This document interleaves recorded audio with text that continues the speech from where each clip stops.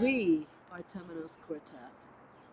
So, the extraordinary Heidi Wilson on sax, the amazing and magical Will Clipman on all things percussive, Amo Chip Dabney cruising the cosmos. Right now he got a prop, but he has a bass you would not believe. Play it, baby, play it. And me, this is actually from my art studio, this little guitar, but my real guitar is at home, and I'm on guitar and vocals, as well as all of us weaving in and out. And awesome wordsmith. And so, I think between us all, we have a combined musical year factor of, what was it, like 150 years or something? Oh, you date yourself. I'm older than fire, I care not. That's right. But we are an amazing, amazing band, and I'm proud to say that, and proud to be playing with these extraordinary people. And the concept of Temenos, to-ree-nee, you take it. Temenos definition of the word means sacred space. It's Greek, and it's a place that has been dedicated to the gods and goddess, where you can explore deep spiritual things and things sacred without being bothered by the habitual, mundane world. You got that? Yeah. There. Yeah, sacred space. Sacred space, creating sacred space. Why not name yourself before bingo or something like that? Why go to that name and that place and that state? I think it fits the uniqueness of our presentation, the kind of music we are interested in playing, and the fact that we are somewhat improvisational based, free to go anywhere the music takes you, so to speak. Sure, there's a script, but there's also a lot of dialogue, so that allows it to expand and just develop sort of a one-time experience. I mean, whatever you heard Temenos do last time, you're not going to hear Temenos do the next time. So the uniqueness of it, and the words seem to characterize that effort. Yeah, I've been reading this autobiography of this jazz musician, and Willie Ruff, and I just read a part about a moment where he was, this magical moment with his trio, where they just really coalesced, and he said it was like we had the same brain, and we were, really just creating this from oneness.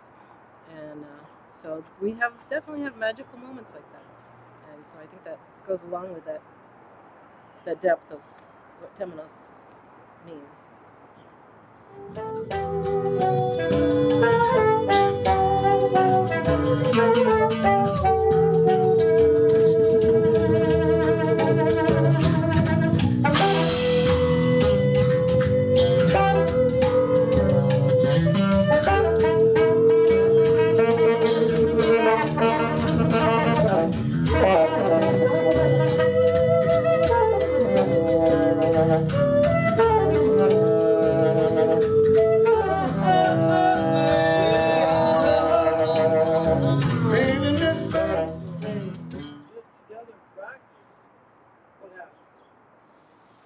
Well, we don't practice. Practice? We're done practicing. We don't practice. But we get together and co-create. We always start every session with an improv, just to conjure that moment's music out of thin air. And we always record everything that we do. And then we proceed to dig into composed pieces that are part of our repertoire and refine them and build them and polish them and nuance them. It depends on whether or not we're preparing for a performance or a recording session. We're just purely creating new music. Usually our sessions are a combination of all those different ingredients. but we're not practicing. This is for real. This is for real, baby. This is not dress rehearsal. We're doing it. Why? Why? Why? Hmm. Why? Honestly, because we have to. Because, you know, I mean, it's like, why eat? You know, yeah, you like certain food and you choose, you know, your cuisine, but you have to eat. And we have to create. We have to create. Not necessarily just music, but feeding creative energy into the universe also gives you creative energy back from the universe. And it's self-sustaining in that regard. You know, I mean, you get up in the morning compelled to be yourself and share that. And the performance energizes that whole process, you know. And I think that's why I feel I have to do it. And music is specifically that which is of the muse, which harkens back to Temenos and ancient goddess-based civilizations where the sacred grove was a physical place where people convened to have this kind of communion. So I always think of it in that sense, not necessarily playing notes off a page or playing modern instruments, but doing that which is of the muse. And I think we are each other's muses. There's a mutual inspiration among us, which is sui generis and unique, and to me necessary. I can't live without that. So it's not so much, you know, can we do it or do we want to do it? It's like Amo said, this is who we are and what we do. This is who we are, and this is. I mean, I look at being a creative person because I'm involved in the performing arts, the visual arts, and the healing arts. I don't have any other way to be. I can't not be this. And I have no desire to do anything else other than to be who I am. And this is part of, I mean, I feel incredibly blessed to be playing with these extraordinary beings because not only are they excellent musicians, but they are incredible, warm-hearted, deep, soulful, passionate people. Yeah, I think the music, the living of music brings meaning to life. This is our day job.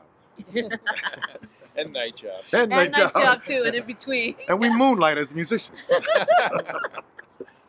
And so there's this magic that happens when the four of us are playing together in the Boom Boom Room, which is Will's studio. Yeah. And then we bring that to an audience, which is just amplifies the experience, the interaction, the energy, the presence of the people witnessing and participating. And nothing like that. It's one of the good things about improvisational music is that it's interactive with your audience. I mean, you're feeding off of the audience as far as what statements you're making or statements you're not making. Silence is also a tangible part of musical expression. So, you know, the audience is really grooving and appreciating what you're doing. You might stretch it a little farther or go for that high F sharp note, you know, or something. And if they're kind of relaxed and taken aback or something, you might just ease off the pedal and let them lay in that space before you, boom, hit them with something that perks the whole room up. And, you know, I mean, like to-ree-nee's saying, we've probably got 125 years of musical performance experience with this group. So we all know how to read and feed off of an audience. And so, you know, when you're playing scripted music of some kind or another, you're basically locked into the performance that you've rehearsed. And so no matter what the audience does, you know, you basically have to be, you know, pizzicato or whatever you're going to be in that part of the music. With this, if they're grooving, you can go around one more time or, you know, ask them to sing with you, or, you know.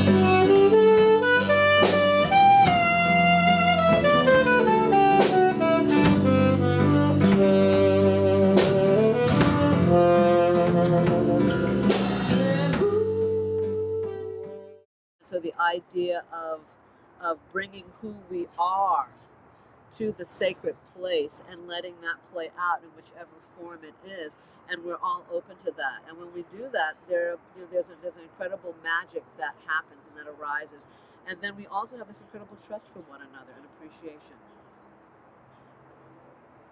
And we've known each other for a long, long time, but we haven't created this group Like 30 until years. about a year ago. Yeah, Well, yeah. It's like about 30 years, 25 to 30 years of knowing each other and having played in some different combinations. configuration. Yeah. But this is the first time this arrangement's been together. Well, excellent. So you can see us. The next time we're going to be performing is at the Galactic Center, March That's 21st, it. right? March 21st. What time? I believe 8 p.m. 8 p.m. That would be 2015. 2015, my darlings. 2015 at the Galactic Center at 35 East Toole in Tucson, Arizona. Fly in and see us. Spring Heidi equinox. has his sax, and I do. Will's got his Or do. instrument there. You hear it really good. Actually, my reed isn't wet enough. Just sing. Lay it We down. can all sing. Yeah, lay it down.